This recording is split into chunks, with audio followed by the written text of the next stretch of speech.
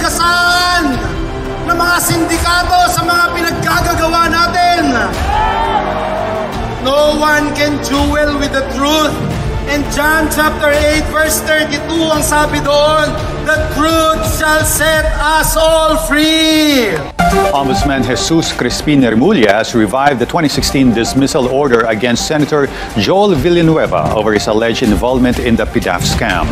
Villanueva denies the charges, insisting his case was dismissed in 2019.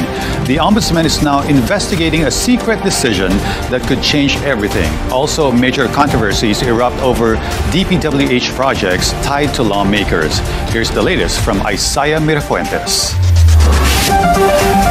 Earlier this morning, the new ombudsman announced that he would write to Senate President Tito Sotto to enforce the ombudsman's dismissal order against Senator Joel Villanueva, but he later withdrew this statement in the afternoon. A dismissal order was filed in 2016 by then Ombudsman Conchita Carpio Morales due to the alleged misuse by Villanueva of his Priority Development Assistance Fund, or PDAF, when he was still representative of SIBAC party list. Senator Joel Villanueva immediately defended himself. He released documents which he claimed proves that he has no pending criminal or administrative cases before the ombudsman. He said his case was already dismissed back in 2019 after the former ombudsman revealed that his signature in the documents involved in the alleged anomaly was forged or fake. According to Villanueva, he already anticipated possible harassment and fake news against him. Senate President Tito Sotto, meanwhile, had no comment on the issue. Ombudsman Remulla, in response to Villanueva, said he only saw the 2019 dismissal order earlier today, which he considered a surprise and a secret.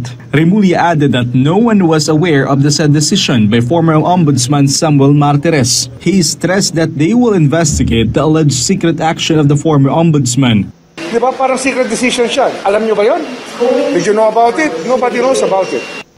It's not harassment. It's something that everybody thinks to be still valid, that can turn out to be not valid anymore due to a secret decision. Hindi naman na-publish yan, hindi yan nilabas. Nobody knew about it. Kahit nasa Senate mismo, hindi nila alam yan. Even Tito Sotto didn't know about it. Ngayon lang nila nilabas. The Independent Commission for Infrastructure, ICI, also went to the office of the Ombudsman to file a complaint. This is in connection with two infrastructure projects inspected by DPWH Secretary Vince Dizon, one in La Union that was divided into two phases and another in Davao Occidental. 20 DPWH officials were charged by the ICI. The Ombudsman also identified Benguet Loan District Representative Eric Yap, AXIS Representative Ed Vic Yap, and Sara Diskaya as persons of interest, being the beneficial owners of different construction companies that won contracts for the two separate projects. The Yap brothers were linked to the La Union project. Papaliwanag ko, no? Ang DPWH, pag nag-i-implement siya ng proyekto, decentralized na. In this case, itong dalawang distritong ito, district level below 150 million pesos yung mga proyekto.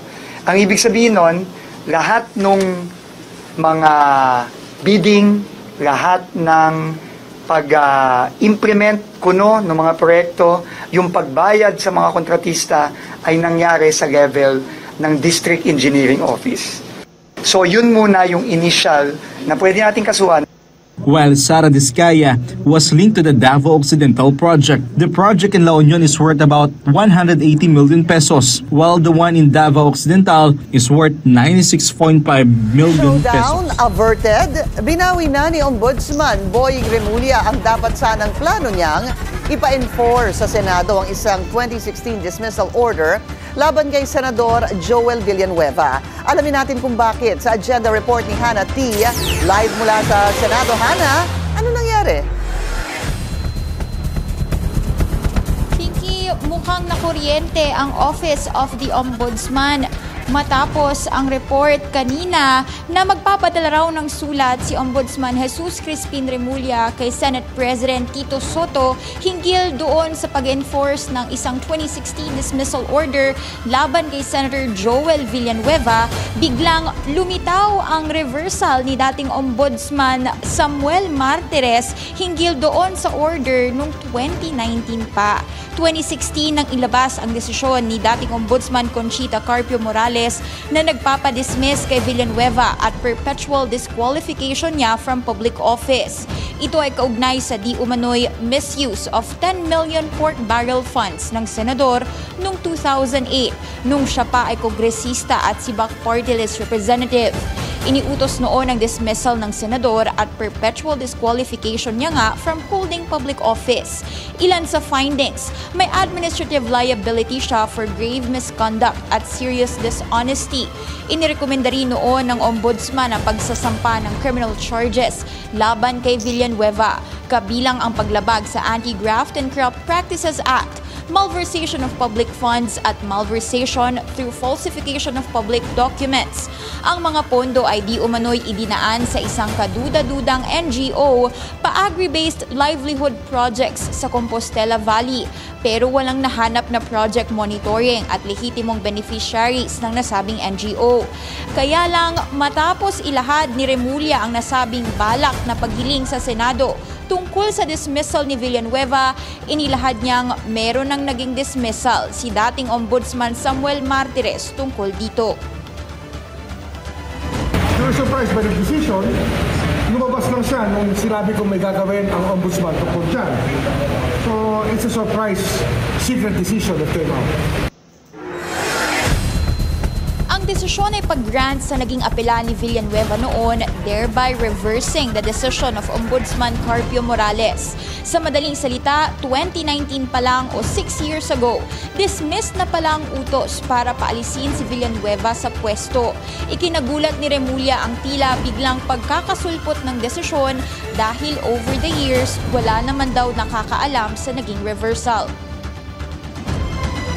Nobody was raising that issue before. Joel Villanueva kept quiet through all the years. Ombudsman Martires never spoke about it. Diba parang secret decision siya? Sa desisyon ni Martires, granted ang apela ni Villanueva dahil daw sa kakulangan sa ebidensya dahil nakasaad umano sa order na buhay party list ang nagka-PDAF o pork barrel funded project, hindi naman ang Sibak party list.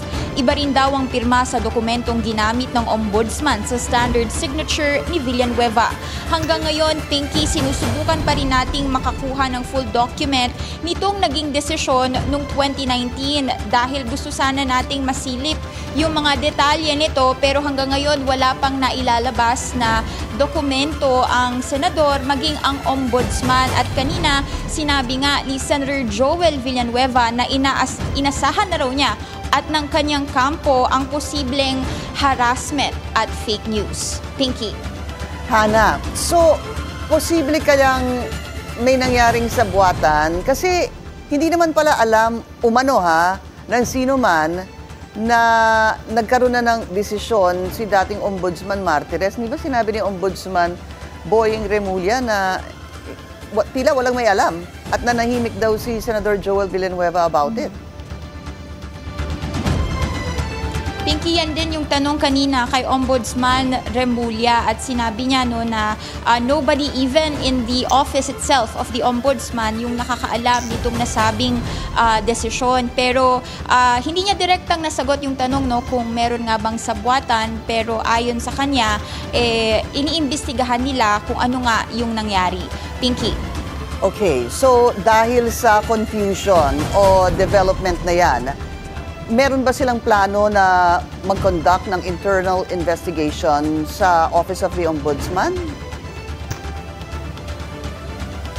Yes, Pinky, sabi ni Ombudsman Remulla, pag-aaralan daw nila itong lumabas nga na 2019 decision kasama yung internal investigation within the office. At maisama ko na lang din, naglabas ng isa ring proof itong si Senator Joel Villanueva na tila mukhang endorsement ng Office of the Ombudsman noong 2019 sa Senado sa parehong taon tungkol nga doon sa naging desisyon ni dating Ombudsman Samuel Martires. So sinasabi niya sa Senate media na mukhang ito nga ay isang proof na totoo at nangyari itong naging 2019 decision. At bukas, sasalang dito sa Senado yung Office of the Ombudsman para sa isang budget hearing at inaasahan nating mapapag-usapan itong naging issue nga sa naging 2016 dismissal order against Senator Villanueva. Sinubukan natin siyang tanungin kung haharapin niya ba si Remulla tungkol nga dito sa tila confusion. So far wala pa siyang sagot sa atin, maging kung hihingi ba siya ng public apology mula kay Remulla. Balik sa'yo, Pinky. Okay, so Hannah, merong pinadala, tama ba, si Senator Joel Villanueva sa inyo, sa mga reporters ng dokumento, or certification rather, mula sa Office of the Ombudsman, hindi ba pati sa Sandigan Bayan na wala siyang pending na kaso, parang to that effect, at cleared siya dito sa nangyari sa utos ni dating Ombudsman Conchita Carpio Morales noong 2016? Tama, Pinky. Isa yon. Actually, those are two documents. Yung isa ay galing sa Office of the Ombudsman, yung isa naman ay Sandigan Bayan, to prove daw na wala siyang pending admin or criminal charges or cases before the body.